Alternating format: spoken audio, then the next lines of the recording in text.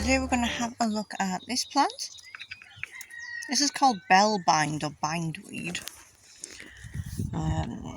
It's quite pernicious. It'll grow anywhere, but it especially likes chalky soil near water. And I'm right next to Beck, so yay. Once it gets a foothold, you're not going to get shot of it. And obviously with the allotment being so old, it's been here a very long time. But there are things you can do to help cut it back. Firstly, get rid of all of these old bits. Bellbind's a climber, so the less it has to climb on, the better. Secondly, if you can, you see here where it's ripping its way around the nettle, and that's what it does, it chokes, it binds plants.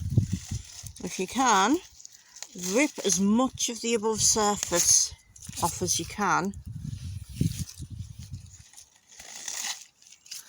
and some of the root if you're lucky. Let's have a look. There we go. But do it before it flowers. See these super thin little roots coming off?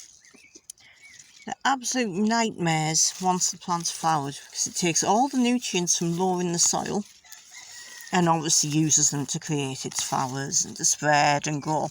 So if you can get shot before it's able to flower, all of those nutrients that the plant was picking up, they're sat further up in the soil, so they're better for you. You'll get much more in the way of plants. Well, of healthy plants, anywho. What you don't want is to try treating this with an inorganic weed killer.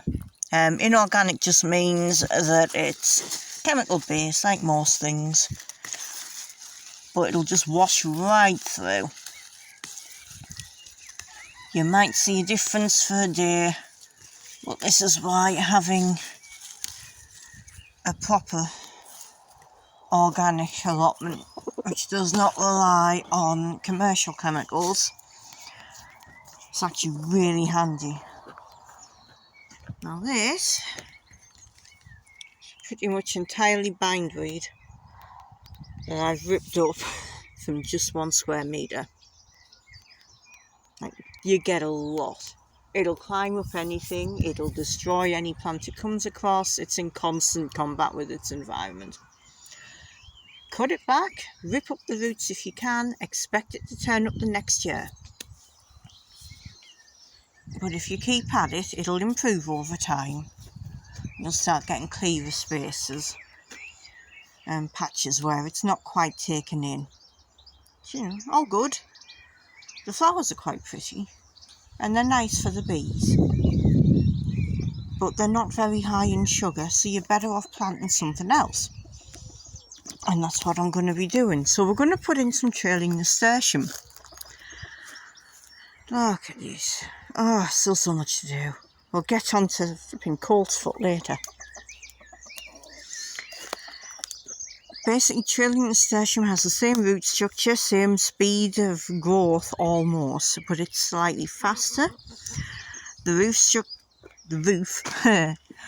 structure isn't quite as strong, but it pulls nutrients up much faster, it dies off more quickly and easily, and because it's starving the areas the bellbind would go to, less bellbind. And it's got the added benefit. Yes, hello, less bellbind, mister. Aha. You grumpy boy. Aren't you? Mr. Biscuits.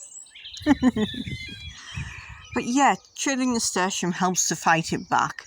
You get much better flowers for bees. You can use them for teas, salves, eating. They are an edible plant. And they're much easier to deal with if you need to remove them. So I do recommend that. But look, here's some pretty flowers coming in. So we will get there We just need to get rid of our friend here.